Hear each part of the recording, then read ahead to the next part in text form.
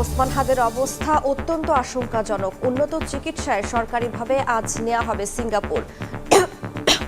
সন্দেহভাজনদের passport block, bike মালিক সহ জড়িত অভিযোগে আটক ৩। তারেক রহমানের দেশে ফেরার ঘোষণা যুক্তরাজ্যে প্রবাসী বাংলাদেশিদের আলোচনার কেন্দ্রে।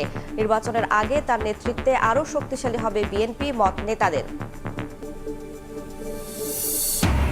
জাতির শ্রেষ্ঠ সন্তানদের শ্রদ্ধা জানাতে প্রস্তুত জাতীয় স্মৃতিসৌধ। ধুয়ে মুছে রং তুলির আঁচড়ে সাজানো হচ্ছে প্রাঙ্গণ। নিরাপত্তা চাদরে ঢাকা পুরো এলাকা। বিদ্যুৎ, গ্যাস ও মূলধন ঘাটতিতে টেক্সটাইল শিল্প উৎপাদন সক্ষমতা ৩০% কারখানা বন্ধ, বেকার হাজারো কর্মী। উচ্চ সুদে ব্যাংক ঋণের বিকল্প দেখছেন না অর্থনীতিবিদরা। চারটা বেরিয়াল ফালাইলো, গাড়ি ঢুকে রং সাইডের ফাঁক দিয়ে তারা যাইতে যায়।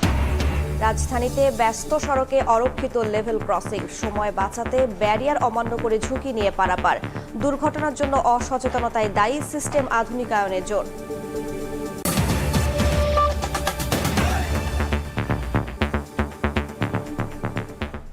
সকালের সময়ের সঙ্গে আছি আমি রাইসা জান্নাত। ওসমান হাদির অবস্থা অত্যন্ত আশঙ্কাজনক বলে জানিয়েছে মেডিকেল বোর্ড। উন্নত চিকিৎসার জন্য আজ সরকারি উদ্যোগে তাকে সিঙ্গাপুর নেওয়া হবে। এদিকে পুলিশ জানিয়েছে সন্দেহভাজন হামলাকারীদের পাসপোর্ট ব্লক করা হয়েছে। সীমান্ত পারাপারে জড়িত দুজনকে আটক করার পাশাপাশি ধরা পড়েছে হত্যা চেষ্টায় ব্যবহৃত মোটরসাইকেলের মালিকও। দিন দুপুরে ওসমান হাদির ওপর গুলিবর্ষণের ঘটনা আলোচনার ঝড় তোলে দেশের রাজনীতিতে। এভারকেয়ারের সিসিইউতে চিকিৎসাধীন হাদির অবস্থা এখনও অত্যন্ত আশঙ্কাজনক বলে জানিয়েছে মেডিকেল বোর্ড। রোববার বিকেলে চিকিৎসক জানান, নতুন সিটি স্ক্যানে মস্তিষ্কের ফোলা আরও বেড়েছে, যা অত্যন্ত উদ্বেগজনক। সিটি স্ক্যান হয়েছে এবং সিটি স্ক্যানে আমরা দেখেছি যে তার ব্রেনের যে কন্ডিশনটা সেটা অপরিবর্তিত রয়েছে। রাতে এভারকেয়ার হাসপাতালের সামনে ব্রিফিংয়ে ইনকিলাব মঞ্চ জানায়, চিকিৎসকদের পরামর্শে উন্নত চিকিৎসার জন্য সোমবার সরকারি উদ্যোগে সিঙ্গাপুরে নেওয়া হবে হাদিকে। ওসমান হাদিকে বিদেশে নেওয়ার জন্য যত ধরনের ডকুমেন্টস রয়েছে সেগুলো আমরা সব সরবরাহ করেছি। এদিকে হাদির ওপর হামলায় ব্যবহৃত মোটরসাইকেলের মালিক আব্দুল হান্নানকে আটক করেছে র্যাব। বাইকের নম্বর প্লেটের সূত্র ধরে সিসি ক্যামেরার ফুটেজ বিশ্লেষণের পর রাজধানীর মোহাম্মদপুর থেকে তাকে আটক করা হয়। তবে হান্নান হামলায় জড়িত কিনা সেটি এখনো নিশ্চিত নয় পুলিশ। ঘটনাস্থলের আশেপাশে সিসিটিভি ফুটেজ বিশ্লেষণ করে মোহাম্মদ আব্দুল হান্নান নামে এক ব্যক্তিকে র্যাব কর্তৃক পল্টন থানায় হস্তান্তর করা হয়েছে। বিভিন্ন গণমাধ্যমে খবর আসে দাউদ খান ভারতে পালিয়ে গেছেন, তবে এ সংক্রান্ত কোনো তথ্য নেই পুলিশের কাছে। শেরপুরের নালিতাবাড়ি সীমান্তে পারাপারে জড়িত সন্দেহে দুজনকে আটক করে জিজ্ঞাসাবাদ করছে পুলিশ। সন্দেহভাজনদের পাসপোর্টও ব্লক করা হয়েছে। সীমান্ত পার না হতে পারে সেজন্য তাদের পাসপোর্ট সংগ্রহ করে পাসপোর্ট ব্লক করে দেওয়া হয়েছে। শেরপুরের নলিতাবাড়ি এলাকায় অভিযান পরিচালনা করে সীমান্ত দিয়ে লোক পারাপার যারা করে এই জড়িত সন্দেহে আমরা দুইজনকে গ্রেফতার করতে সক্ষম হয়েছি। নির্বাচনী পরিবেশ সমুন্নত রাখতে প্রার্থীদের নিরাপত্তায় পুলিশ কাজ করবে বলেও জানানো হয়। তারা দেশে চলে আসছে। শাকির আহমেদ, সময় সংবাদ, ঢাকা।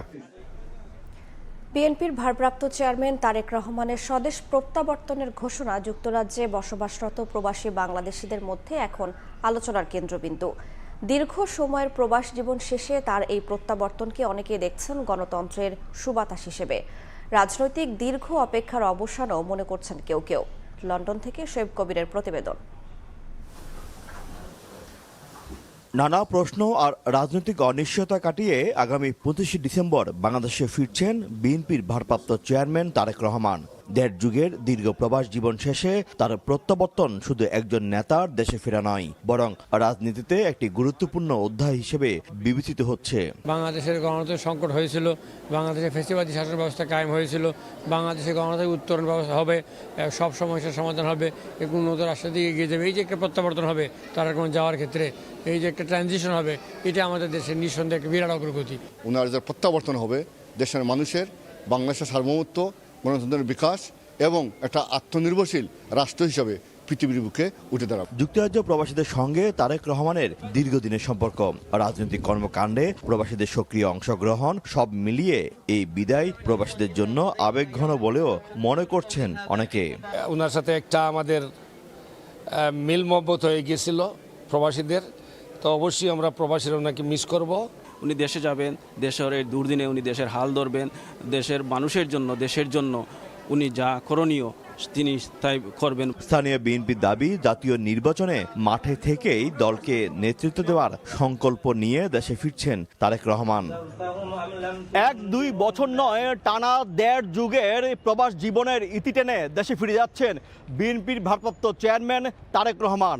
একদিকে যুক্তরাজ্য প্রবাসীদের সাথে বিচ্ছেদের আবেগ, অন্যদিকে দেশের গণতন্ত্র পুনরুদ্ধারের অভিযাত্রায় তার এই প্রত্যাবর্তন নতুন এক ইতিহাসের সূচনা করতে যাচ্ছে। শোয়েব কবির, সময় সংবাদ, লন্ডন। ঢাকা 4 সংসদীয় আসন, জলাবদ্ধতা, সংকীর্ণ রাস্তা, মাদক, চাঁদাবাজি আর কিশোর গ্যাংয়ের উৎপাত এই জনপদের নিত্যসঙ্গী। এত সব বাধার পরও সব ক্ষেত্রেই বিপুল সম্ভাবনা দেখছেন এখানকার বাসিন্দারা। তাই আসন্ন নির্বাচনে জনপ্রতিনিধিদের কাছে আশ্বাসের বাস্তবায়ন চান তারা। প্রার্থীরাও দিচ্ছেন সমাধানের নানামুখী প্রতিশ্রুতি। ঢাকা 4-এর সমস্যা ও প্রতিশ্রুতির গল্প তুলে এনেছেন সহকর্মী মাহাদি ইসলাম ধ্রুব। ক্যামেরায় ছিলেন প্রিন্স আরিফিন এবং নিজামুদ্দিন। শ্যামপুর, কদমতলী ও ঢাকা দক্ষিণের 9টি ওয়ার্ড নিয়ে ঢাকা 4 সংসদীয় আসন। ভোটার তালিকার হিসেব বলছে আসনটির ভোটার সংখ্যা প্রায় 3 লাখেরও বেশি। পুরান ঢাকা ও শিল্পাঞ্চলের ব্যস্ততায় মোড়া এই জনপদ। সমস্যার ভার যেমন পুরনো, তেমনি বদলে যাওয়ার সম্ভাবনাও নতুন করে উকি দিচ্ছে। সামান্য বৃষ্টিতেই সড়কে পানি, সংকীর্ণ রাস্তা, এসবই এই জনপদের চিরাচরিত দৃশ্য। মাদকের কালো থাবা, কিশোর গ্যাংয়ের আধিপত্য আর চাঁদাবাজির ভয়, সব মিলেই প্রতিদিনই যুদ্ধ করে বাঁচে এই জনপদের বহু মানুষ। স্কুল কলেজের ছেলেমেয়েরা যে যাবে মাদ্রাসায় পরে যারা যায়, এরা পানি ভাড়া দিতে হয়, বৃষ্টি হলেও দিন স্কুল যেতে পারে না। মূল সমস্যা, একটা রোগী অসুস্থ হয়ে গেলে তাদেরকে আমরা নিতে পারি না, এখান থেকে কুলে করে নিয়ে আমাদেরকে অ্যাম্বুলেন্সের ব্যবস্থা করতে হয়। যেরকম অবস্থা চিকিৎসার, সেরকম অবস্থা রাস্তার, একেবারে চারদিকে খুবই খারাপ অবস্থা। এখানে মানুষ চিকিৎসা সেবা বলতে কিছুই নাই। মাদকের সাথে যারা ব্যবসা করতে, মাদক, চাঁদাবাজি, আমরা চাই শান্তিপূর্ণভাবে বসবাস করতে, একটা সুন্দর ঢাকা 4 হোক। এখানে শেষ নয়, শিক্ষা, চিকিৎসা খাতেও পিছিয়ে এই আসন। সম্ভাবনাময় অঞ্চলটি নিয়ে নির্বাচন ঘিরে স্থানীয়দের তাই প্রত্যাশাও ব্যাপক। 24 ঘন্টায় এই জাম থাকে এই জায়গায়। আপনার মনে করেন রাজনীতি সরকার আইলে এটা পরিবর্তন হবে। আগামীতে যারা নির্বাচিত হয়ে আসবে তাদের কাছে আমাদের প্রত্যাশা, যাতে তারা আমাদের এই নাগরিক সুবিধা থেকে আমাদের বঞ্চিত যাতে আমরা না হই। বর্ষা নয়, তবুও সড়কে পানি। আইন শৃঙ্খলা রক্ষাকারী বাহিনী রয়েছে, তবুও মাদকের হাতছানি। চাঁদাবাজি, কিশোর গ্যাং এ যেন সমস্যার পাহাড় ঢাকা 4 আসনে। এই সমস্যা সমাধানে কতটুকু প্রস্তুত এই আসনের প্রার্থীরা? এই নির্বাচন ঘিরে কি তাদের অঙ্গীকার? নির্বাচন ঘিরে ইসলামিক দলগুলোর 2 প্রার্থী পুরো আসন পাল্টে দেওয়ার প্রতিশ্রুতি দিচ্ছেন। কোনো দুর্নীতি, চাঁদাবাজি, সন্ত্রাস, আপনার ধর্ষণ, আপনার ইফটিজিং, যত অন্যায়গুলো আছে এখানে ইনশাল্লাহ আল্লাহ যদি আমাকে কবুল করে সংসদে যাইতে পারে, এ ব্যাপারে আমি কঠিন বলন্দ আওয়াজ তুলব। বাংলাদেশের এমন কোনো সমস্যা নেই যেই সমস্যাগুলো ঢাকা 4-এর ভিতরে নেই। 4 যে অবহেলিত একটা এলাকা, এটা অল্প দিনের ব্যবধানে আমরা পরিবর্তন করতে চাই এবং সেটা সকলকে লাগবে। গোটা জাতি আজকের ঐক্যবদ্ধ জামায়াত ইসলামীর দাঁড়িপাল্লার প্রতীকে ভোট দেওয়ার জন্য। অন্যদিকে বিএনপির তরুণ এই প্রার্থী বলছেন, দল মত নির্বিশেষে সবার সহযোগিতায় বাস্তব পরিবর্তন ঘটাবেন তিনি। আমি যদি মানুষের ভোটে, মানুষের আস্থা এখানে নির্বাচিত হওয়ার সুযোগ পাই, আমি চেষ্টা করব যে এই কয়টি সংসদীয় আসন এবং 2 সিটি কর্পোরেশন, ওয়াসা, পিডব্লিউডি এবং রোডস এন্ড হাইওয়ে আছে এখানে, তো এদের সকলকে মিলে একটি উদ্যোগ গ্রহণ করা হবে যাতে সবাই সময় মতো খালগুলি পরিষ্কার হয়, ড্রেনগুলি পরিষ্কার হয়। আমি তৃণমূলের কাছে এলাকার শাসন ব্যবস্থার ক্ষমতা ফিরিয়ে দিতে চাই। আমার এলাকায় কোনো মাদক ব্যবসায়ীকে আমি থাকতে দেব না। প্রার্থীদের প্রতিশ্রুতি জোরালো, কিন্তু ভোটারদের প্রশ্ন, এবার সত্যি কথা রাখবে কে? সত্যি কে বদলে দেবে ঢাকা 4 আসনকে? মাহাদি ইসলাম ধ্রুব, সময় সংবাদ, ঢাকা। প্রচারণা আর গণসংযোগে সরগরম রাজপথ। নাটোরের পাড়া মহল্লায় আলোচনার কেন্দ্রবিন্দু এখন নির্বাচন। জয় নিশ্চিত করতে রাত দিন বিভিন্ন এলাকায় ঘুরে বেড়াচ্ছেন প্রার্থীরা। তবে সুষ্ঠু নির্বাচনের দাবি ভোটারদের। আল মামুনের পাঠানো তথ্য ও রকনুজ্জামানের ছবি নিয়ে রিপোর্ট।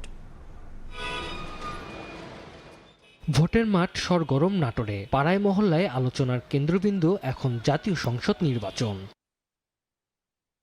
এরই মধ্যে নাটোরের 4টি সংসদীয় আসনে প্রার্থী চূড়ান্ত করেছে বিএনপি, জামায়াতে ইসলামী, এনসিপি ও ইসলামী আন্দোলন। বর্তমানে সভা সমাবেশ সহ বিভিন্ন গণসংযোগে ব্যস্ত সময় পার করছেন প্রার্থীরা। 4টি আসনে বেশিরভাগ সময় বিএনপির আধিপত্য ছিল। আগামী নির্বাচনে তাই নিজেদের জনপ্রিয়তা ধরে রাখতে চান দলটির প্রার্থীরা। তবে শক্ত লড়াইয়ের কথা জানান অন্য দলের প্রার্থীরা। দীর্ঘ 24 বছর পর এই সদর আসনে আবারও আমার নির্বাচন করার সুযোগ হয়েছে। আমি আলহামদুলিল্লাহ আল্লাহর কাছে কৃতজ্ঞতা জানাই। বর্তমান জনগণ চাঁদাবাজি, দুর্নীতি, লুটপাট, সন্ত্রাস এর বিরুদ্ধে চরম ক্ষিপ্ত এবং জনগণ একটা আশ্রয় চায়। আলহামদুলিল্লাহ জনগণের সে আশা পূরণের জন্য আমরা প্রস্তুত। জয় নিশ্চিত করতে প্রচার প্রচারণায় পিছিয়ে নেই অন্য দলের প্রার্থীরাও। আওয়ামী লীগ নির্বাচনে আসতে না পারায় দলটির সমর্থকদের ভোট নিজেদের পক্ষে নেয়ার চেষ্টা করছেন তারা। সিংড়া উপজেলার মানুষ যদি আমাকে ভালো মতো বুঝতে পারে, আমি তাদেরকে বোঝাতে সক্ষম হই। ইতিমধ্যে যেভাবে প্রচার হয়েছে, যেভাবে লোকজনের জানাজানি হয়েছে, যে আগ্রহ আমি লক্ষ্য করেছি তাদের ভিতরে, যে আমাদের মতো মানুষ তারা রাজনীতিতে আসুক, তারাই পার্লামেন্টে যাক। সব জায়গাতে ইনশাল্লাহ অন্যান্য প্রার্থীদের তুলনায় আমাদের সারা আসতেছে। সবাই বলছে ইসলামী দলকে এবার আমরা ভোট দিব। ভোটারদের প্রত্যাশা সংঘাতমুক্ত সুষ্ঠু নির্বাচন। নির্বাচন কমিশনের কাছে আমাদের চাওয়া যে উনি যেন সুষ্ঠু অবাধ একটি নির্বাচন পরিচালনা করতে পারে। আমরা চাই এলাকার উন্নয়ন হোক, চাঁদাবাজি, সন্ত্রাসী, মানুষ সুখে শান্তি থাকুক। নাটোরকে নিয়ে যারা ভাববে, নাটোরের যারা সার্বিক উন্নয়ন করবে, জনগণের নিয়ে যারা চিন্তা ভাবনা করবে ভালো কিছুর জন্য, আমরা তাকেই ভোট দিব। নাটোর জেলায় মোট ভোটার সংখ্যা 15,30,337 জন। সময় সংবাদ, নাটোর। গোপালগঞ্জে 3টি আসনে নির্বাচনী আমেজ। বিএনপি, জামায়াত সহ বিভিন্ন রাজনৈতিক দলের প্রার্থীরা চষে বেড়াচ্ছেন গ্রাম থেকে শহর। ভোটারদের কাছে গিয়ে চাইছেন ভোট। তবে প্রতিশ্রুতি দিলেও যোগ্য প্রার্থীকে নির্বাচিত করতে চান ভোটাররা। HM মানিকের ক্যামেরায় জয়ন্ত শিরালের রিপোর্ট। দীর্ঘ 1.5 যুগের আন্দোলন সংগ্রামের পর এবার সরগরম গোপালগঞ্জের রাজনৈতিক অঙ্গন। সব দলের মনোনীত এবং সম্ভাব্য প্রার্থীরাই নেমেছে ভোটের মাঠে। প্রতিদিন করছেন লিফলেট বিতরণ, ছোট বড় উঠান বৈঠক আর জনসভা। প্রতিটি ইউনিয়নে, প্রতিটি ওয়ার্ডে চলছে প্রচারণা। সড়ক ছেয়ে গেছে ব্যানার ফেস্টুনে। গোপালগঞ্জের 3টি আসন কেবল সংখ্যায় 3টি নয়, রাজনৈতিক গুরুত্বের দিক থেকেও এটি দেশের মানচিত্রে এক বিশেষ স্থান অধিকার করে আছে। তাই নির্বাচনী মাঠ সরগরম হলেও ভোটারেরা এবার অনেক বেশি সতর্ক, অনেক বেশি চিন্তাশীল। তাদের চাওয়া এবার কোনো লোক দেখানো প্রতিশ্রুতি নয়, বরং একজন দেশপ্রেমিক, নির্লোভ ও মানবদরদী নেতা। আমরা এমন একজন প্রার্থী চাই যার ঠিকানা হবে গোপালগঞ্জ, যাকে পাইতে হলে যাতে আমাদের কোথাও কষ্ট করে যাওয়া না লাগে। এমন একটা এমপি আসুক যে আমাকে সুস্থ শরীরে আমরা চলতে পারি, ইনকাম খরচ করে ছেলে মেয়েরে খাওয়াতে পারি। যাকে আমি দেশপ্রেমিক এবং শিক্ষিতর একটা দুইটার সমন্বয়ে আমি যাকে মনে করব, আমি তাকেই ভোট দেব। এমন একজনকে ভোট দেব যে মানুষের সুখে দুঃখে মানুষের পাশে দাঁড়াবে, এরকম একজনকে আসলে আমি নির্বাচন করতে চাই। ইতিমধ্যে জামায়াতে ইসলামের পাশাপাশি বিএনপি, ইসলামী আন্দোলন বাংলাদেশ, বাংলাদেশ খেলাফত মজলিস এবং গণফোরাম সহ বেশ কয়েকটি দল প্রার্থী ঘোষণা করে মাঠ চষে বেড়াচ্ছেন। মাঠে রয়েছেন মনোনয়ন বঞ্চিত অনেকে। প্রার্থীরা নিজ নিজ দলের ইস্তেহার জনগণের সামনে তুলে ধরছেন। কোথাও চলছে নানা উন্নয়নের অঙ্গীকার, কোথাও মিলছে বেকার যুবকদের জন্য প্রশিক্ষণের প্রতিশ্রুতি। আমরা যদি সংসদে যেতে পারি, এই এলাকার মানুষের ভাগ্যের পরিবর্তনের জন্য যা যা করা প্রয়োজন, আমাদের সামর্থ্যের সবটুকু দিয়ে আমরা সেই কাজটা করব। আমরা যদি নির্বাচিত হইতে পারি, হিন্দু মুসলিম একটি জনগোষ্ঠী, আমরা একসাথে বাংলাদেশ গড়ে তুলব। চিকিৎসা সেক্টরে একটা বিপ্লব ঘটাতে চাই, কারণ আমি একজন পেশায় চিকিৎসক।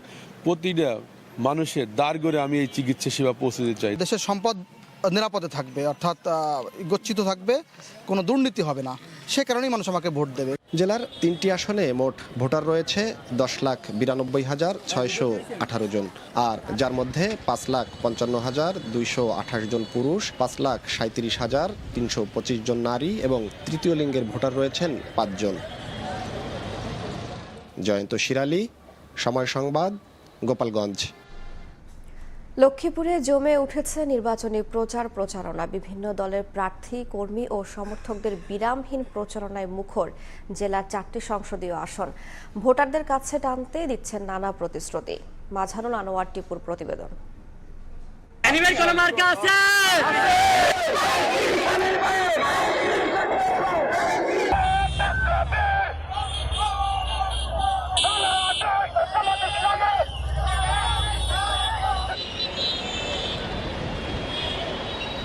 ততই লক্ষ্মীপুরে ছড়াচ্ছে ভোটের উত্তাপ। জেলা শহর থেকে শুরু করে উপজেলার প্রত্যন্ত অঞ্চলে এখন বিরাজ করছে ভোটের হাওয়া। এরই মধ্যে নির্বাচন ঘিরে লক্ষ্মীপুরের 4টি নির্বাচনী এলাকায় প্রার্থীদের পক্ষে চলছে ব্যাপক প্রচারণা। সকাল থেকে রাত পর্যন্ত নির্বাচনী এলাকায় উঠান বৈঠক সহ গণসংযোগ করছেন প্রার্থীরা। ভোটারদের মন জয় করতে দিচ্ছেন নানা প্রতিশ্রুতি। দেশের অর্থনীতি, দ্রব্যমূল্যের ঊর্ধ্বগতি, আইন শৃঙ্খলার যেন কোনোভাবে অবনতি না হয়, মাদকমুক্ত একটা সমাজ গঠন করার ক্ষেত্রে আমরা সবচেয়ে বেশি ভূমিকা রাখব। রাজনীতিবিদরা যদি দুর্নীতি না করে তাহলে বাংলাদেশ খুব অল্প সময়ের মধ্যে সিঙ্গাপুর, মালয়েশিয়াকে অতিক্রম করতে সক্ষম। আমরা সেই জায়গাটাকে আমরা প্রায়োরিটি দিচ্ছি। অবশ্য ভোটাররা বলছেন, যারা সন্ত্রাস ও দুর্নীতিমুক্ত সমাজ প্রতিষ্ঠা সহ এলাকার উন্নয়নে কাজ করবেন এবং যাকে তারা সুখে দুঃখে কাছে পাবেন, এমন সৎ, যোগ্য ও দক্ষ প্রার্থীকেই এবার বেছে নিতে চান তারা।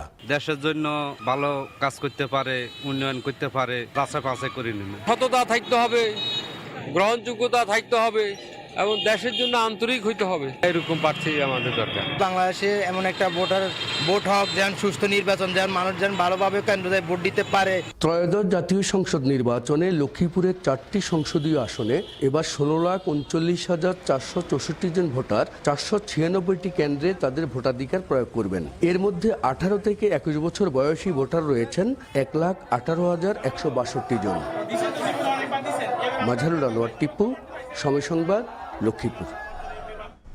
মহান বিজয় দিবসে জাতির শ্রেষ্ঠ সন্তানদের শ্রদ্ধা জানাতে প্রস্তুত জাতীয় স্মৃতিসৌধ। ধুয়ে মুছে রং তুলির আঁচড়ে সাজানো হচ্ছে সৌধ প্রাঙ্গণ। পুলিশের পক্ষ থেকে নেওয়া হয়েছে 4 স্তরের নিরাপত্তা ব্যবস্থা। মনির হোসেনের ছবিতে মোজাফফর হোসেন জয়ের রিপোর্ট।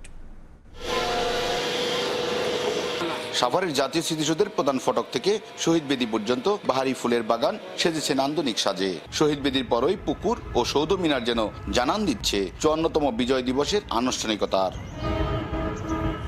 একদিন পর মহান বিজয় দিবস, এ উপলক্ষে সাভার জাতীয় স্মৃতিসৌধের 84 একর চত্বর জুড়ে শেষ হয়েছে পরিচ্ছন্নতা ও সৌন্দর্য বর্ধনের কাজ। পায়ে হাঁটার পথে লাল ইটের হেরিংবন প্যাটার্নে সাদা রঙের আঁচড়ে ফুটে উঠেছে শুভ্র ও মনোমুগ্ধকর আভা। পাল্লা দিয়ে সৌন্দর্য বর্ধনে কাজ করেন বাগান মালিরা। আমাদের দেশের বাহিরের অনেকেই আসবে ফুলের শ্রদ্ধা জানানোর জন্য। সবাই যেন এসে দেখে ভালো বলে, এই জন্য আমরা ফুল দিয়ে স্মৃতিসৌধ সাজাতেছি। স্মৃতিসৌধের সামনে ওগুলা কাজ করতেছি, আবার যে ফুলের টপ লাগাবে এগুলি কাজ করতেছি। কাঠের ঘাস যেখানে বড় আছে সেগুলো কেটে দিয়ে ঝাড়ু দিয়ে পরিষ্কার করে দেওয়া হচ্ছে। সংশ্লিষ্টরা বলছেন, মহান বিজয় দিবস উপলক্ষে প্রায় 1 মাসের প্রস্তুতি শেষ। বিজয় দিবসের প্রথম প্রহরে রাষ্ট্রপতি, প্রধান উপদেষ্টা, রাজনৈতিক সামাজিক সংগঠন এবং দেশি বিদেশি গুরুত্বপূর্ণ ব্যক্তিদের শ্রদ্ধা নিবেদন শেষে সর্বসাধারণের জন্য উন্মুক্ত করা হবে।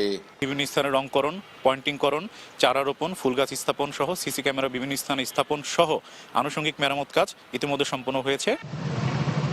এদিকে শ্রদ্ধা নিবেদনের জন্য নেওয়া হয়েছে 4 স্তরের নিরাপত্তা ব্যবস্থা। মোতায়েন থাকবে 4000-এর বেশি পুলিশ সদস্য। 16ই ডিসেম্বর বিজয় দিবসে যে নিরাপত্তা রয়েছে, আমাদের সার্বিক নিরাপত্তা রক্ষার্থে যা যা করণীয় আমাদের সমস্ত কিছু ব্যবস্থা করা রয়েছে। গণপূর্ত মন্ত্রণালয়ের তথ্য মতে 1972 সালে প্রথম সাভারের নবীনগরে জাতীয় স্মৃতিসৌধের ভিত্তিপ্রস্তর স্থাপন করা হয়। এরপর সৈয়দ মঈনুল হোসেনের নকশায় 1978 সালে নির্মাণ কাজ শুরু হয়ে শেষ হয় 1988 সালে। 1971-এর স্বাধীনতা সংগ্রামের মধ্য দিয়ে যে বিজয় অর্জিত হয়, সেই বিজয়ের 54তম দিবসটি উদযাপন উপলক্ষে প্রস্তুত সাভারের জাতীয় স্মৃতিসৌধ। বিজয় দিবসের প্রথম প্রহরে জাতির বীর সন্তানদের শ্রদ্ধা জানাতে সৌধ চত্বরে নামবে লাখো মানুষের ঢল। সাভারের জাতীয় স্মৃতিসৌধ থেকে মোজাফফর হোসেন জয়, সময় সংবাদ। এই মুহূর্তে জাতীয় স্মৃতিসৌধের সামনে আছেন সহকর্মী মোজাফফর হোসেন জয়। সরাসরি যাচ্ছি তার কাছে। সাভারের জাতীয় স্মৃতিসৌধ আর মাত্র কয়েক ঘন্টার প্রহর বাকি রয়েছে, কয়েক ঘন্টা পরে সাভার জাতীয় স্মৃতিসৌধে নামবে মানুষের ঢল। এ উপলক্ষে সকল প্রস্তুতি কিন্তু সম্পন্ন করেছে গণপূর্ত মন্ত্রণালয়। আপনাদেরকে জানিয়ে রাখতে চাই যে ঠিক একদিন আগেই সাভারের জাতীয় স্মৃতিসৌধ কিন্তু সম্পূর্ণভাবে নিরাপত্তার জন্য বন্ধ করে দেওয়া হয়েছে। সকল ধরনের প্রবেশাধিকার সংরক্ষিত করা হয়েছে। একই সাথে কিন্তু স্মৃতিসৌধের পবিত্রতা এবং সৌন্দর্য রক্ষার্থেও কিন্তু এই বিষয়টি করেছেন বলে আমাদেরকে জানিয়েছেন গণপূর্ত মন্ত্রণালয়ের পক্ষ থেকে দায়িত্বপ্রাপ্ত ব্যক্তি। একই সাথে জানিয়ে রাখতে চাই, মহান বিজয় দিবস উপলক্ষে কিন্তু সাভার সৌধ এলাকায় কিন্তু নজিরবিহীন নিরাপত্তা জোরদার করা হয়েছে। এখানে রয়েছে সেনাবাহিনীর সদস্য সহ আইন শৃঙ্খলা বাহিনীর প্রায় 4000 সদস্য, সাদা পোশাকে কাজ করছে আইন শৃঙ্খলা বাহিনীর গোয়েন্দা সংস্থা সহ অন্যান্য সংস্থার সদস্যরা। আমরা যতটুকু জানতে পেরেছি, মহান বিজয় দিবস উপলক্ষে সাভার সৌধ এলাকা এবং এর আশপাশে প্রায় 4000 আইন শৃঙ্খলা বাহিনীর সদস্য মোতায়েন রয়েছে। একই সাথে নিরাপত্তা সাথে সড়কে যাতে কোনো ধরনের বিঘ্ন সৃষ্টি না হয় তার জন্য ঢাকা আরিচা মহাসড়কের আমিনবাজার থেকে সৌধ এলাকা পর্যন্ত দীর্ঘ সড়কে কিন্তু পুলিশ ব্যবস্থাপনায় চেকপোস্ট থাকবে। একই সাথে সকল ধরনের ব্যবস্থাপনার জন্য কিন্তু টহল টিম থাকবে আইন শৃঙ্খলা বাহিনীর। জাতীয় স্মৃতিসৌধে কিন্তু ইতিমধ্যে যে 84 একর জমি রয়েছে বা চত্বর রয়েছে, সেই চত্বরে কিন্তু ফুলে ফুলে সজ্জিত করে ভরে ফেলা হয়েছে। আপনারা দেখতে পাচ্ছেন যে মূল যে প্রধান ফটক, সেই প্রধান ফটক থেকে শহীদ বেদি পর্যন্ত কিন্তু দুই পাশেই ফুলের সমারোহ, লাল সবুজের সমারোহে কিন্তু একটি বাংলাদেশের চিত্র ফুটে উঠেছে, একটি পতাকার চিত্র ফুটে উঠেছে, মহান বিজয় দিবসের উচ্ছ্বাসের চিত্র ফুটে উঠেছে। আমরা জানিয়ে রাখতে চাই যে মূলত মহান বিজয় দিবস উপলক্ষে যে সড়কটি দিয়ে সরাসরি পায়ে হেঁটে যে শহীদ বেদি পর্যন্ত, সেখানে কিন্তু লাল ইটের সাদা রঙের শুভ্র আভায় কিন্তু পবিত্রতার ছোঁয়া ফুটে উঠেছে। একই সাথে জাতীয় স্মৃতিসৌধের যে হেলিপ্যাড রয়েছে, পুকুর রয়েছে, লেক রয়েছে, সেগুলো সংস্কার করা হয়েছে। একই সাথে জাতীয় স্মৃতিসৌধের সমস্ত এলাকা জুড়ে কিন্তু এখন উচ্ছ্বাস এবং আনন্দ, যে আপনার বিজয় দিবসের যে উচ্ছ্বাস, সেই আনন্দের বহিঃপ্রকাশ বইছে। আমরা দেখতে পাচ্ছি যে আইন শৃঙ্খলা বাহিনীর সদস্যরা এখানে মোতায়েন রয়েছে। একই সাথে স্মৃতিসৌধের ব্যবস্থাপনায় যারা রয়েছেন তারা শেষ মুহূর্তে পরিকল্পনা সেরে নিচ্ছেন কিভাবে বিজয় দিবসের অনুষ্ঠান সম্পন্ন করবেন। একই সাথে কিন্তু মহান বিজয় দিবস উপলক্ষে রাষ্ট্রপ্রধান, বিশেষ করে রাষ্ট্রপতি, প্রধান উপদেষ্টা সহ উপদেষ্টা মন্ত্রীর সদস্য, বিদেশি কূটনীতিকবর্গ এবং রাজনৈতিক ব্যক্তিত্বদের শ্রদ্ধার্ঘ্য নিবেদনের পরপরই কিন্তু সকালেই ভোরে কিন্তু সাভার জাতীয় স্মৃতিসৌধের এই প্রধান ফটক খুলে দেওয়া হবে। আপনারা জানেন যে দীর্ঘ 1 মাস কিন্তু এই ফটক বন্ধ ছিল শুধুমাত্র পবিত্রতা এবং পরিচ্ছন্নতার কারণে। তো সাভারের জাতীয় স্মৃতিসৌধ থেকে আমার কাছে মহান বিজয় দিবসের এই ছিল সর্বশেষ প্রস্তুতি নিয়ে সর্বশেষ তথ্য। সরাসরি যুক্ত ছিলাম সাভারে। সকালের সময় আরও থাকছে বাড়ি ফেরার পথে গতিরোধ, খুলনায় মাথায় ও পায়ে গুলি করে যুবককে হত্যা, জড়িতদের শনাক্ত ও আটকের চেষ্টায় পুলিশ। বিদ্যুৎ ও গ্যাসের দীর্ঘ সংকট নিয়েই চলছে দেশের টেক্সটাইল শিল্প। এর সাথে যুক্ত হয়েছে ডলারের বাড়তি দামের কারণে মূলধন ঘাটতি। এতে কারখানার উৎপাদন সক্ষমতা 30% রয়েছে বন্ধ। বেকার হয়ে পড়েছে হাজার হাজার দক্ষ কর্মী। সংকট উত্তরণ না হলে 2026 সালের মধ্যে 50% কারখানা বন্ধ হয়ে যাওয়ার শঙ্কা উদ্যোক্তাদের। ব্যাংকাররা বলছেন প্রতিষ্ঠান গড়ে তুলতে ব্যাংকের ওপর অতি নির্ভরতা কমাতে হবে ব্যবসায়ীদের। আর মূলধন যোগানে উচ্চ সুদে ব্যাংক ঋণের বিকল্প দেখছেন না অর্থনীতিবিদরা। কাজল আব্দুল্লাহর রিপোর্ট। খাতটা আমাদের জন্য একটা বিরাট একটা অন্ধকার আমরা দেখতেছি সামনে। প্রায় 30% মিল এখন বন্ধ আছে শুধু পুঁজির অভাবে। সব কটা প্রজেক্টের আগের থেকে সেনসিটিভিটি অ্যানালিসিস করা দরকার। প্রত্যেকটা কাস্টমারকে বুঝতে হবে যদি ওয়ার্ড সিচুয়েশন হয় তার অ্যাবজর্ব করার ক্ষমতা আছে নাকি নাই। দেশের বড় শিল্প খাতে সবচেয়ে বড় অভিযোগ নিরবিচ্ছিন্ন জ্বালানি সরবরাহ সংকট। এই সমস্যা থেকে কোনোভাবেই বের হতে পারছে না সরকার। কমছে সার্বিক উৎপাদনশীলতা, বাড়ছে বেকারত্ব, পূরণ হচ্ছে না ব্যবসায়িক লক্ষ্য। বিশেষ করে টেক্সটাইল খাতের ব্যবসা সংকুচিত হওয়ায় চাহিদা কমেছে জ্বালানির। সেই ধারায় এ খাতে কিছুটা হলেও উন্নতি হয়েছে গেল 1 বছরে। তবে ঢাকার আশপাশে কিছু এলাকায় জ্বালানি সংকটে সক্ষমতার 1/3 মেশিন বন্ধ বলে জানান উদ্যোক্তারা। তো অনেক ফ্যাক্টরি 50% ইফিসিয়েন্সি চলতেছে, তার জন্য গ্যাসের ডিমান্ডও কমে গেছে। এই কারণে হয়তো বা এখন আমরা সাপ্লাইটা নিরবিচ্ছিন্ন পাচ্ছি। ওভেনে আমাদের ক্যাপাসিটি আছে 60%, কিন্তু আমাদের 45% মেশিন রানিং আর 15% বসা due to the shortage of the gas. এছাড়া ডলারের উচ্চ মূল্যে মূলধন কমেছে 35%। জ্বালানি অর্থ সংকট না কাটলে 2026 সালের মধ্যে টেক্সটাইল খাতে বন্ধ হবে অর্ধেক মেশিন, উৎপাদন ক্ষমতা অর্ধেকে নেমে চাকরি হারাবে লাখো কর্মী। যে অবস্থা এখন চলছে যদি এটা কন্টিনিউ করেন তাহলে 26 সনের এন্ড মানে ধরেন আর 1 বছর পরে 50% টেক্সটাইল বন্ধ হয়ে যাবে। বিনিয়োগ অভিজ্ঞতা তুলে ধরে ব্যাংকাররা বলছেন, বিশ্বজুড়ে ব্যবসায় বিনিয়োগে উদ্যোক্তা ও ব্যাংকের শেয়ার সমান হলেও বাংলাদেশে ভিন্ন। নিজস্ব জোর বাড়ানোই একমাত্র শক্তি বলছেন তারা। আমাদের ইনভেস্টমেন্ট ব্যাংক করেছে 80% বা তারও বেশি, আর কাস্টমার যে ইনভেস্ট আর তার ইনভেস্টমেন্ট 10% ও 20%। It's unfortunate. ইকুইটি রেজ করতে না, তার নিজস্ব না, তার পার্টনার্স নিয়ে আসতে হবে, তাকে বন্ড মার্কেটে যেতে হবে, তাকে ক্যাপিটাল মার্কেটে যেতে হবে। কিন্তু এইখানে most of the investors unfortunately they depend on bank.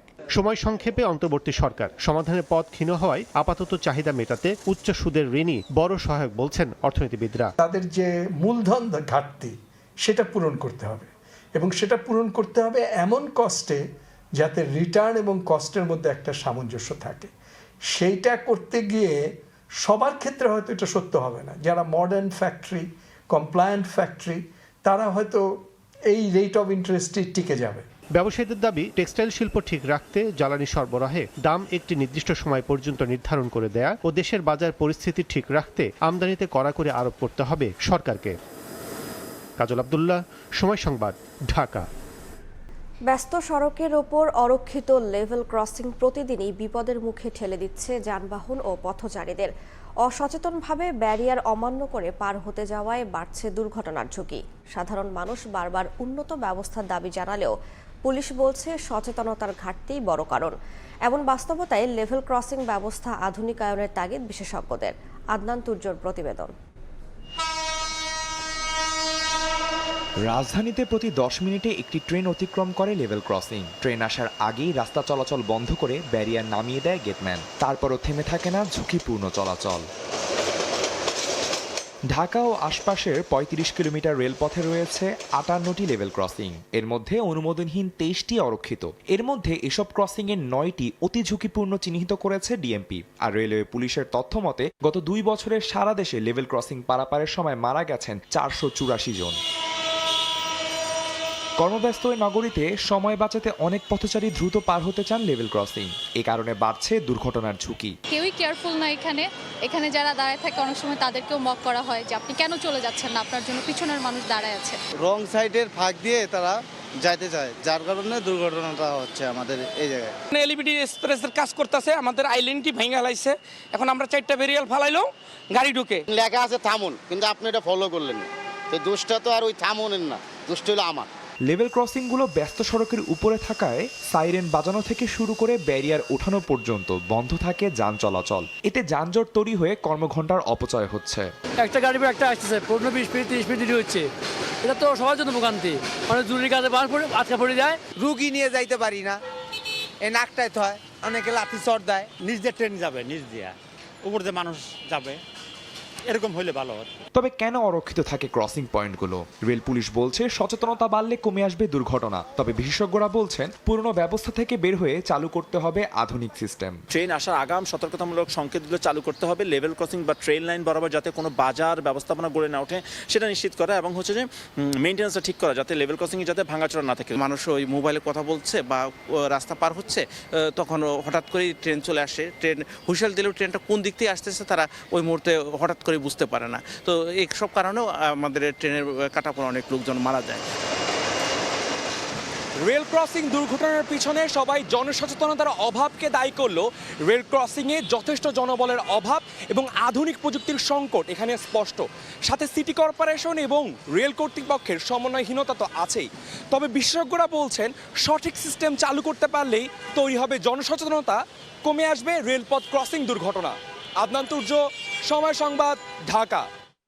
খুলনায় গুলি করে এক যুবককে হত্যা করেছে দুর্বৃত্তরা। পুলিশ জানায় রোববার রাত 10টার দিকে রূপসা সেতুর পূর্ব পারে জাবুসা ফিলিং স্টেশনের সামনে দিয়ে সাগর নামে ওই যুবক বাড়ির দিকে যাচ্ছিলেন। পথে কয়েকজন ব্যক্তি তার পথ রোধ করে মাথা ও পায়ে গুলি চালায়। শব্দ শুনে আশপাশের লোকজন ছুটে এলে দুর্বৃত্তরা পালিয়ে যায়। পরে তাকে উদ্ধার করে খুলনা মেডিকেল কলেজ হাসপাতালে নিলে চিকিৎসক মৃত ঘোষণা করেন। রূপসা থানার ভারপ্রাপ্ত কর্মকর্তা আব্দুর রাজ্জাক বলেন, কারা এবং কী কারণে তাকে হত্যা করেছে তা নিয়ে তদন্ত চলছে।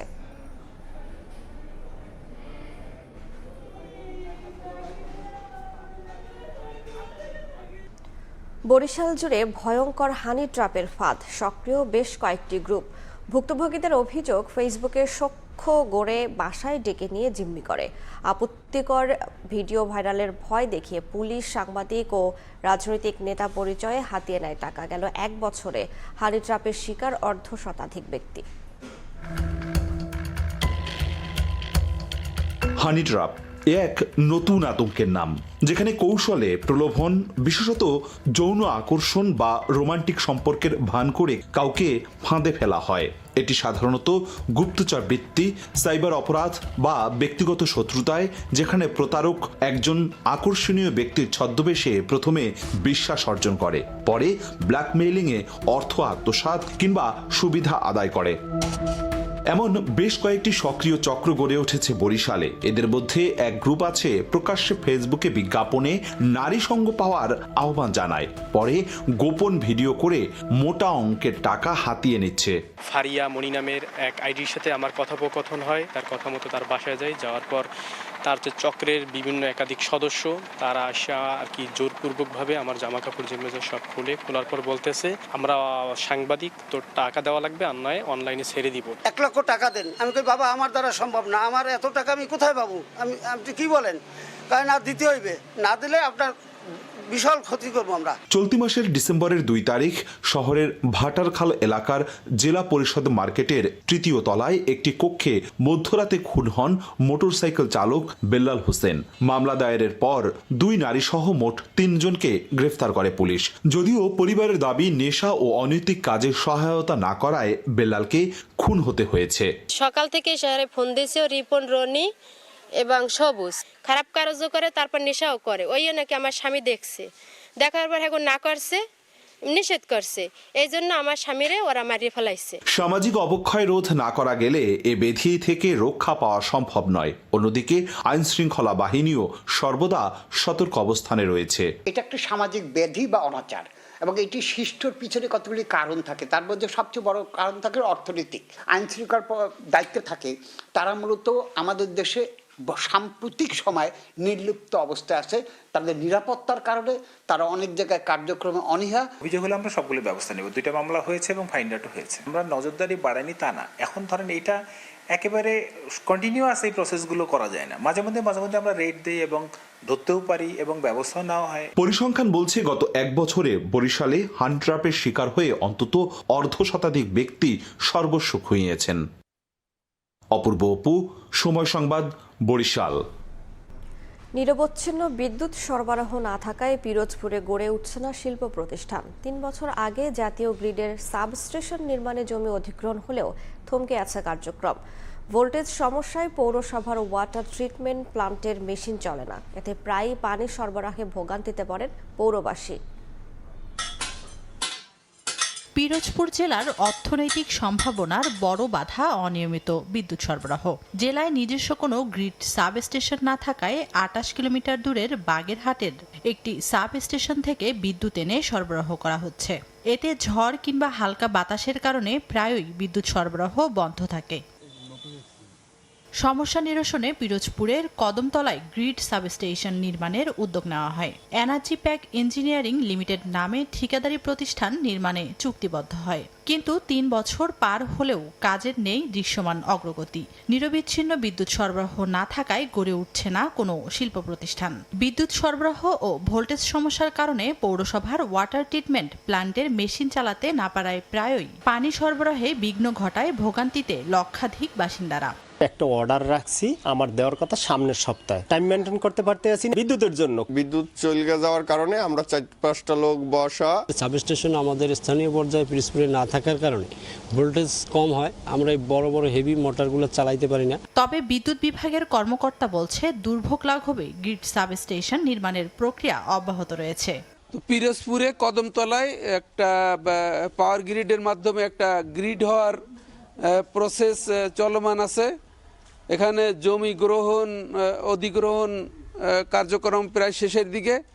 আশা করা যাচ্ছে 2-3 বছরের ভিতরে পিরোজপুরে গ্রিড চালু হবে। জেলার কদমতলায় 3 একর জমির উপর 500 কোটি টাকা ব্যয়ে স্থাপন করার কথা রয়েছে একটি গ্রিড সাবস্টেশন। সময় সংবাদ, পিরোজপুর। শীতকালীন সবজি শিম আবাদ করে বড় ক্ষতির মুখে বরগুনার 3 শতাধিক কৃষক। গাছে ফুল আসার পরই ভাইরাসের আক্রমণে পাতা হলুদ হয়ে যায়। এতে অন্তত 8 কোটি টাকা লোকসানের শঙ্কায় চাষিরা। 1.5 লাখ টাকা খরচ করে 90% জমিতে শিমের আবাদ করেছিলেন বরগুনার তালতলির কৃষক সেলিম ফকির। গাছে ফুল ধরার পরপরই ভাইরাসের আক্রমণে এখন দিশেহারা তিনি। এমন অবস্থা উপজেলার অন্তত 2.5 শতাধিক কৃষকের। তাদের অভিযোগ, শিমের চাষে বিপর্যয় নেমে এলেও সার্বিক সহযোগিতা করছে না কৃষি বিভাগ। এতে চলতি মৌসুমে বড় ধরনের লোকসানের শঙ্কা তাদের। ঔষধ কোম্পানি যে ঔষধ দিয়েছে আমাকে এতে আমরা লস, আমরা এই যে ঔষধ দিই এতে কোনো কাজ করে না। এই যে ভাইরাস লাগছে, কিন্তু আমরা সার ঔষধ তো সবাই যা নিজের গাড়িটা দিয়ে কোনো সরকার অনুদান পাই নাই। কোনো হেল্প পাওয়া যায় না, কোনো চেয়ারম্যান মেম্বার কোনো হেল্প করে না, কৃষক অফিসার তারা কোনো আমাদের হেল্প করতে আসে না। এবছর ভাইরাস লাগিয়া কৃষি ক্ষেত্রে আমরা নিঃস্ব হয়ে গেছি। তবে অভিযোগ অস্বীকার করে কৃষি বিভাগ বলছে, কৃষকের ক্ষতি থেকে রক্ষা করতে সব ধরনের সহযোগিতা করছেন তারা। কৃষি বিভাগকে মাঠে পাঠিয়েছি, বিভিন্ন প্রকল্প আকার প্রদর্শনী আছে, প্রদর্শনী কয়েকজন কৃষককে দেওয়া যায়, সবাইকে দেওয়ার সুযোগ নেই। চাষির তুলনায় সংখ্যাটা কম আসে, যার জন্য সবাইকে আমরা এই কর্মসূচির আওতায় আনতে পারি না। এটা একটা আমাদের 1.5 দশকের বেশি সময় ধরে সমবায় পদ্ধতির মাধ্যমে সবজি চাষ করায় সওদাগরপাড়া গ্রামটি এখন সবজি গ্রাম নামে বেশ পরিচিত। সাইফুল মিরাজ, সময় সংবাদ, বরগুনা। সকালের সময় দেশের বাইরের খবর। অস্ট্রেলিয়ার সিডনির বন্দায় সমুদ্র সৈকতে বন্দুকধারীর হামলায় নিহতের সংখ্যা বেড়ে দাঁড়িয়েছে 15 জনে। এই হামলাকে অশুভ ইহুদি বিদ্বেষী তৎপরতা বলে আখ্যা দিয়েছেন দেশটির প্রধানমন্ত্রী অ্যান্থনি আলবানিজ। এ ঘটনার পর বিশ্বজুড়ে ইহুদি স্থাপনায় নিরাপত্তা জোরদার করা হয়েছে। স্থানীয় সময় রোববার অস্ট্রেলিয়ার সিডনির বান্দাই বিচে ইহুদি সম্প্রদায়ের হানুকা উৎসব উদযাপনের মধ্যেই হামলা চালায় বন্দুকধারীরা। ঘটে হতাহতের ঘটনা। 40 জনকে আশঙ্কাজনক অবস্থায় ভর্তি করা হয় হাসপাতালে। হামলার সময় ঘটনাস্থলে ছিলেন প্রায় 2000 মানুষ। সিডনির জনাকীর্ণ বান্দাই সৈকতে এলোপাতাড়ি গুলির ঘটনা অশুভ ইহুদি বিদ্বেষী তৎপরতা বলে আখ্যা দিয়েছেন দেশটির প্রধানমন্ত্রী অ্যান্থনি আলবানিজ। তিনি বলেন, যে দিনটি আনন্দের হওয়ার কথা ছিল সেই দিনেই অস্ট্রেলীয়দের লক্ষ্য করে সৈকতে এই হামলা হয়েছে। আলবানিজ আরও বলেন, এই হামলা সন্ত্রাসী ইহুদি বিদ্বেষী অশুভ তৎপরতা যা আমাদের জাতির প্রাণকেন্দ্রে আঘাত এনেছে। এ ধরনের জঘন্য সহিংসতা ও ঘৃণার কোনো স্থান অস্ট্রেলিয়ায় নেই বলেন তিনি। এদিকে নিউ সাউথ ওয়েলসের প্রধানমন্ত্রী ক্রিস মিন্স প্রধানমন্ত্রী আলবানিজের সঙ্গে কথা বলে সমবেদনা জানিয়ে সব ধরনের সহযোগিতার আশ্বাস দেন। গুলির ঘটনার পূর্ণ তদন্ত হবে বলেও জানান মিন্স। নিউ সাউথ ওয়েলস পুলিশের তথ্য মতে হামলায় জড়িত সন্দেহভাজন 2 জন সম্পর্কে বাবা ও ছেলে। সিডনির পুলিশ কমিশনার বলেন, সহস্রাধিক মানুষের জমায়েত লক্ষ্য করে সন্ত্রাসী হামলা হয়েছে। অস্ট্রেলিয়ার গোয়েন্দা সংস্থার প্রধান বলেন, হামলাকারীরা নিরাপত্তা সংস্থার নজরে ছিল কিনা এ বিষয়ে এখনই কিছু বলা সময়োপযোগী নয়। রোববার অস্ট্রেলিয়ার এই হামলার ঘটনায় শোক জানিয়েছেন মার্কিন প্রেসিডেন্ট ডোনাল্ড ট্রাম্প। এই হামলার জন্য দায়ীদের ছাড় দেওয়া হবে না বলে জানান তিনি। যুক্তরাষ্ট্রের ব্রাউন ইউনিভার্সিটির গোলাগুলির ঘটনার বরাত দিয়ে তিনি আরও বলেন, যুক্তরাষ্ট্র ও অস্ট্রেলিয়ার সন্দেহভাজনদের খুঁজে বের করতে তদন্ত অব্যাহত রয়েছে। হামলার পর নিউ ইয়র্ক, বার্লিন ও লন্ডন সহ বিশ্বের বিভিন্ন শহরে হানুকা অনুষ্ঠান ও ইহুদি উপাসনালয়ের নিরাপত্তা জোরদার করা হয়েছে। ইসরায়েলের জাতীয় নিরাপত্তা কাউন্সিল বিদেশে থাকা নাগরিকদের জনসমাবেশ এড়িয়ে চলার সতর্কতা জারি করেছে। অর্জিতা শেহজিন, সময় সংবাদ। তীব্র ঝড় বৃষ্টিতে গাজায় ধসে পড়ছে ক্ষতিগ্রস্ত ভবনগুলো। পানি জমে বসবাসের অযোগ্য হয়ে পড়ছে অস্থায়ী তাঁবু। বিশ্ব স্বাস্থ্য সংস্থার দাবি, এমন চলতে থাকলে দ্রুত বিভিন্ন রোগের সংক্রমণ বাড়বে গাজা উপত্যকায়। গাজাবাসীর মানবেতর জীবনযাত্রাকে আরও অসহনীয় করে তুলেছে শীতকালীন ঝড় বৃষ্টি। বুধবার সন্ধ্যা থেকে শুরু হওয়া ভারী বৃষ্টিপাতে পানি ঢুকছে অস্থায়ী তাঁবুগুলোতে। এতে অনেকেই আশ্রয় নিচ্ছেন ক্ষতিগ্রস্ত ভবনগুলোতে, সেখানেও মিলছে না নিরাপত্তা। এর মধ্যেই কয়েক জায়গায় ভবন ধসের ঘটনাও ঘটেছে, এতে বেশ কয়েকজন হতাহত হন। অন্তত 13টি ধসে যাওয়া ভবনে উদ্ধার কাজ চালায় নিরাপত্তা কর্মীরা। বৃষ্টি হলেই ঘরের ফাঁক-ফোকর দিয়ে পানি আর ছোট ছোট পাথর ঢুকতে থাকে। এটা নিরাপদ নয়, যে কোনো সময় ভবন ধসে পড়বে। কিন্তু এখানে থাকা ছাড়া আমাদের আর কোনো উপায় নেই, যাওয়ার কোনো জায়গা নেই। বিশ্ব স্বাস্থ্য সংস্থার প্রধান জানান, প্রবল বর্ষণে প্রতিদিনই হতাহতের সংখ্যা বাড়ছে। এ অবস্থায় নিরাপদ বাসস্থানের অভাব ও অপর্যাপ্ত খাবার, পানি ও পয় নিষ্কাশন ব্যবস্থা এবং অতিরিক্ত জনবহুল এলাকায় বসবাস, সব মিলে গুরুতর পরিস্থিতি যুদ্ধবিধ্বস্ত গাজায়। ফুসফুসজনিত রোগ, ইনফ্লুয়েঞ্জা, হেপাটাইটিস ও ডায়রিয়া ছড়িয়ে পড়ার শঙ্কা তৈরি হয়েছে। তবে এই রোগ মোকাবিলার জন্য প্রয়োজনীয় রসদের জোগান নেই উপত্যকাটিতে। WHO দাবি, এখনও ত্রাণ পৌঁছানোয় বাধার মুখোমুখি হচ্ছেন তারা। বর্তমান পরিস্থিতিতে গাজায় মহামারী ঠেকাতে দ্রুত ত্রাণ সরবরাহ পুরোদমে শুরু করার আহ্বান সংস্থাটির। সাদিয়া তাসনিম, সময় সংবাদ। কম্বোডিয়ার হামলায় আরও বেশ কয়েকজন থাই সেনা নিহত হয়েছেন। থাইল্যান্ডের ত্রাক প্রদেশে কম্বোডিয়ার সঙ্গে সংঘর্ষে উপকূলীয় এলাকাতেও ছড়িয়ে পড়ে উত্তেজনা। এর জেরে ত্রাক প্রদেশের 5টি জেলায় কারফিউ জারি করে থাইল্যান্ড। থাইল্যান্ড কম্বোডিয়ার সীমান্ত পরিস্থিতি দিনকে দিন আরও অস্থিতিশীল হচ্ছে। রোববার সকালে উবন রাজচতানি প্রদেশের চং আনমাই এলাকায় কম্বোডীয় সেনাদের সঙ্গে সংঘর্ষে কয়েকজন থাই সেনা নিহত হন। চং আনমাই এলাকায় কম্বোডিয়া একাধিক হামলা চালিয়েছে বলে দাবি থাই সেনাদের। এসব অভিযানে গোলাবর্ষণ ও হাতবোমা ব্যবহারের অভিযোগ তাদের। নিহত থাই সেনাদের স্মরণে শোক মিছিল ও ধর্মীয় আচার পালন করা হয়।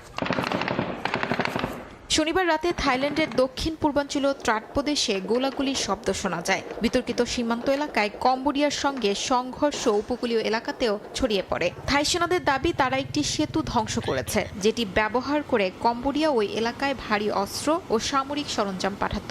একই সঙ্গে কম্বোডিয়ার উপকূলীয় কোকং প্রদেশে আগে থেকে স্থাপন করা কামান লক্ষ্য করে হামলা চালায় থাই সেনা সদস্যরা। এ অবস্থায় রোববার কোকং সীমান্তবর্তী ত্রাট প্রদেশের কয়েকটি এলাকায় কারফিউ জারি করে থাইল্যান্ড। তবে পর্যটন দ্বীপ কো চ্যাং ও কোকুট কারফিউর আওতার বাইরে। এর আগে থাইল্যান্ডের পূর্বাঞ্চলীয় শাকীয় প্রদেশেও কারফিউ জারি করা হয়, যা এখনও বহাল রয়েছে। এর আগে যুক্তরাষ্ট্রের প্রেসিডেন্ট ডোনাল্ড ট্রাম্প দাবি করেন দুদেশ সংঘর্ষ বন্ধে সম্মত হয়েছে, তবে তা নাকচ করে দেয় থাইল্যান্ড কম্বোডিয়া। থাইল্যান্ড জানায়, সীমান্ত ও জনগণের নিরাপত্তা নিশ্চিত না হওয়া পর্যন্ত সামরিক অভিযান চলবে, আর পরবর্তী নির্দেশ না দেওয়া পর্যন্ত থাইল্যান্ডের সঙ্গে সব সীমান্ত বন্ধ রাখার ঘোষণা দেয় কম্বোডিয়া। গত সপ্তাহ থেকে থাইল্যান্ড কম্বোডিয়া তাদের 817 কিলোমিটার দীর্ঘ সীমান্তের বিভিন্ন স্থানে ভারী অস্ত্র নিয়ে পাল্টাপাল্টি গোলাবর্ষণ করছে। গত জুলাইয়ের সংঘর্ষের পর এটি সবচেয়ে তীব্র লড়াই। এতে সীমান্তের দুই পাশে লাখ লাখ মানুষ বাস্তুচ্যুত হয়েছেন। শিউলি রোজা, সময় সংবাদ। এ পর্যায়ে শীর্ষ সংবাদগুলো জানিয়ে দিচ্ছি আরও একবার। ওসমান হাদির অবস্থা অত্যন্ত আশঙ্কাজনক। উন্নত চিকিৎসায় সরকারিভাবে আজ নেওয়া হবে সিঙ্গাপুর। সন্দেহভাজনদের পাসপোর্ট ব্লক। পল্টন থানায় হত্যা চেষ্টা মামলা পরিবারের। তারেক রহমানের দেশে ফেরার ঘোষণা যুক্তরাজ্যে প্রবাসী বাংলাদেশিদের আলোচনার কেন্দ্রে। নির্বাচনের আগে তার নেতৃত্বে আরও শক্তিশালী হবে বিএনপি, মত নেতাদের। এবং জাতির শ্রেষ্ঠ সন্তানদের শ্রদ্ধা জানাতে প্রস্তুত জাতীয় স্মৃতিসৌধ। ধুয়ে মুছে রং তুলির আঁচড়ে সাজানো হচ্ছে প্রাঙ্গণ। নিরাপত্তার চাদরে ঢাকা পুরো এলাকা।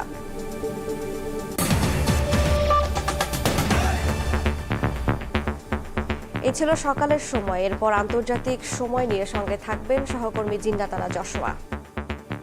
রাইসা, আপনাকে ধন্যবাদ। আন্তর্জাতিক সময় নিয়ে আসছি কিছুক্ষণ পর, সঙ্গেই থাকুন সময়ের।